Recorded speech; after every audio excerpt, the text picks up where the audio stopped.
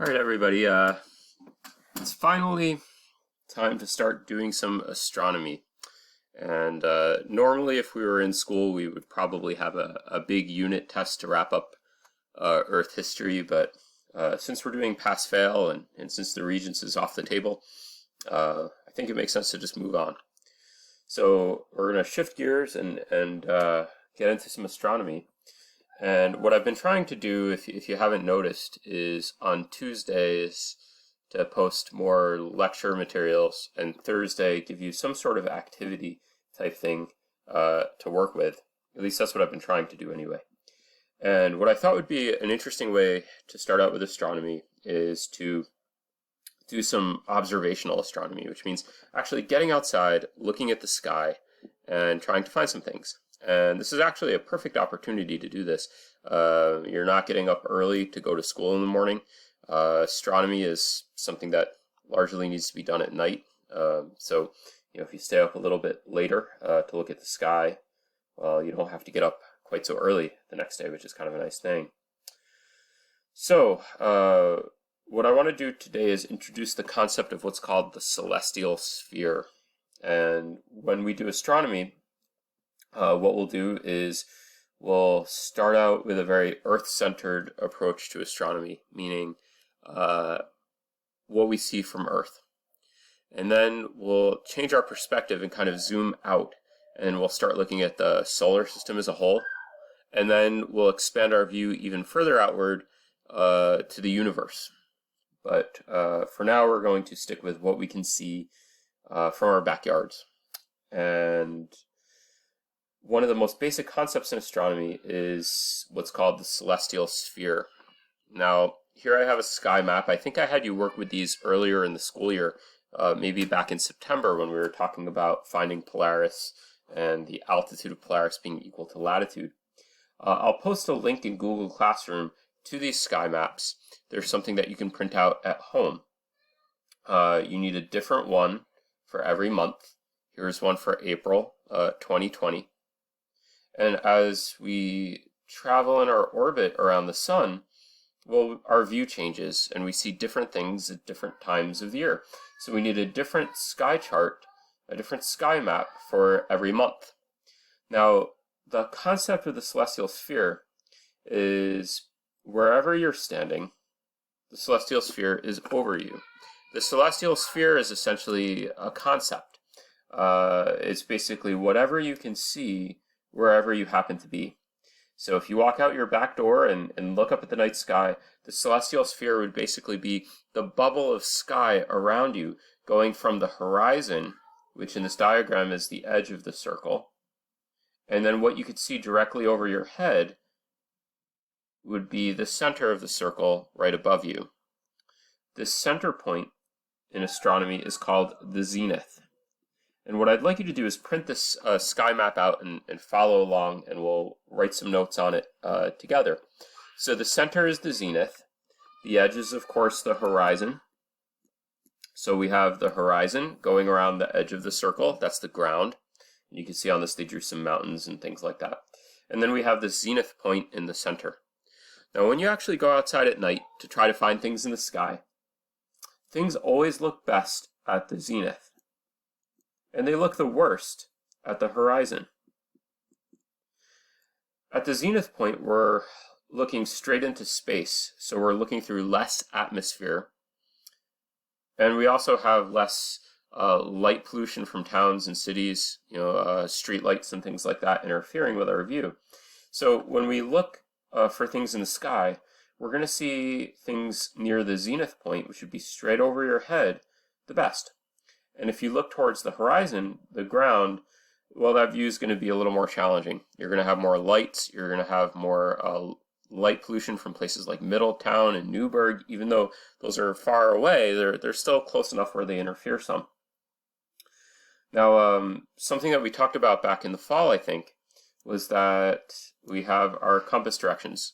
We have north, we have south, we have west, and we have east. And what's a little surprising about this sky chart, if you remember back, I'm pretty sure we did this back in the fall, is that east and west are reversed on the map. And that's because this is a map of the sky. And to use this sky chart, you would actually flip it upside down and hold it over your head. If you remember, we did that. And you always want to keep north pointed north. So you keep north on north, you flip it upside down over your head, and then you should hopefully be able to align the constellations and the star patterns that you see in the sky with the map. Now, as far as things that you should be able to find, when you go outside and use the sky chart, some things should be readily visible. So there should be some things that pretty much everybody can find. One of the most basic things to do is to find the Big Dipper. So when you go outside, see if you can find the Big Dipper. I'm going to trace it here. Here's the Big Dipper. Remember, the pointer stars at the end of the bowl of the Big Dipper lead to the beginning of the handle of the Little Dipper and also Polaris, the North Star.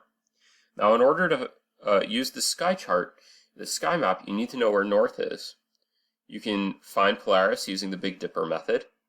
If you have a compass, you could take a compass outside with you and use that to find north. Or I think there are also some apps for phones that work as compasses and so on. So you need to find north, or know where north is in your yard or someplace outside. We have our Big Dipper pointer stars pointing to the Little Dipper of Polaris.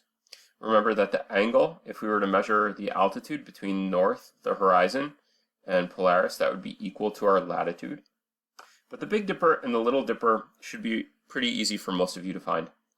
Remember that the Big Dipper is not really a constellation. It's part of Ursa Major, which means Big Bear, and here is the rest of the constellation here.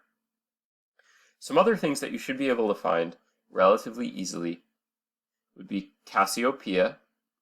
Cassiopeia looks like the letter M or the letter W and represents a queen. And Cepheus looks kind of like a house and represents a king. So we have a king, we have a queen, and those should be relatively easy constellations to find. If we look at the map, the bigger the star is, the brighter it is in the sky. Little dots are little stars and are harder to find. And some constellations are just tough to see. For example, the constellation Cancer, the crab, kind of hard to see. But you should be able to make out Gemini, which represent twin brothers. That's a constellation you should be able to find. Leo the lion, really pronounced question mark-like shape in the sky. That's something that you should be able to find. Boots is another constellation over here. Pretty easy to find too. So those are some constellations that you might want to try to find outside at night. Now if we look at this dashed line here, it says ecliptic. The ecliptic line represents the path of the zodiac. And you've probably heard of the zodiac constellations, like your sign. You know, sometimes people ask what your birth sign is. Those are all the constellations along the zodiac. Libra, Spica, Leo, Cancer, Gemini, and so on, Taurus. This is also where we find planets. And right now, we can see Venus very clearly at night. If you go outside at sunset, Venus is the brightest object in the night sky. Brightest object in the night sky besides the moon, right? So Venus, very, very bright. It has an atmosphere that's over 90% carbon dioxide, clouds. And because Venus has so much cloud cover, it reflects a tremendous amount of sunlight. So what I'd like you to do is go out and try to find some of these constellations. What we'll do is, in one of the office hours sessions coming up, I'm going to ask you to participate. It'll be a mandatory participation, and I'll ask you to report on what you were able to find. And if you were unsuccessful finding things, that's okay too. Now, I wanted to show you another sky chart. Actually, let me just show you a couple other things with this. It got cut off on mine, but there's also a calendar showing you important astronomical events that you might notice or see at different dates. The dates got cut off on my printer, but that's something that's useful. Now, some of these objects, some of these things can only be seen with large telescopes. And on the back, or on the second page, It has objects easily seen with the eye. These are things that you should be able to just pick out with your eyeballs. The next list of things are things that you can find with binoculars, and I would also say and telescopes. Down here, these telescopic objects, you really need a large telescope to see. And if you try looking at these with most of your backyard telescopes, unless you happen to have a really big one, you're probably going to have a hard time. So I would really just try to look at these things and these things and see if you have any success. So we'll have a office hours session, and we'll talk about what you were able to find.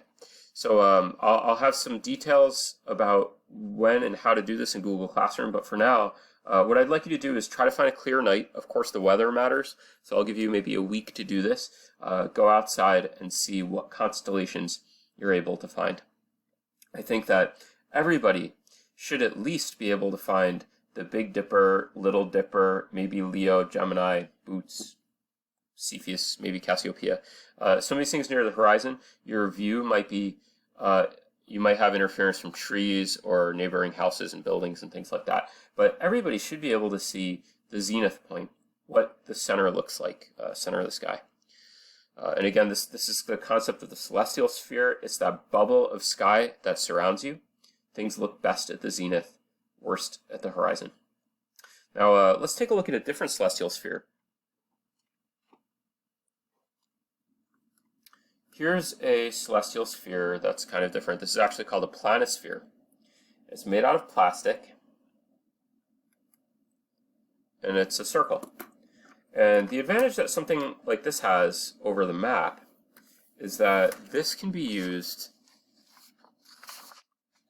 anytime, any month, any day. We don't need a new one for every month. In this chart, this green area here represents your celestial sphere, and this rivet or this metal spot right here represents the zenith.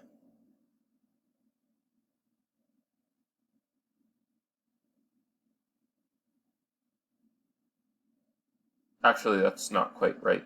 This represents Polaris. Now, the zenith point might be actually here. Polaris represents that point in the middle, and you'll see why in a few minutes. But to use a planisphere like this, basically what you would do is turn the wheel, and we could see different things for different times and days and months. So let's say it happened to be, October 10th. So here's October 10th over here. So you would find October 10th on the wheel. And then let's say you happen to go outside at 10 o'clock at night. Well, I'm going to turn the October 10, which is right here, over to 10 o'clock p.m. I'm going to match the two up. And now I've got 10 p.m. on top of October 10th. And now what I see in the circle represents what I should see in the sky. If we do another time of year, let's say it's January 15th at midnight, let's say. Well, January 15th is over here. And now I'm going to turn the wheel to, I think I said midnight, right? So I'm going to do January 15th at midnight. I'm going to turn the wheel. Here's January 15th. Here's midnight. I'm going to line them up.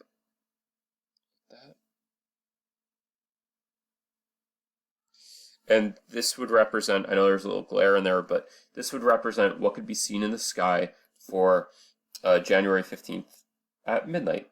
So the advantage of something like this is it allows us to look at the sky for any day and time. It also only works for mid-latitudes. It says here 40 degrees north. Well, that's where most people tend to live.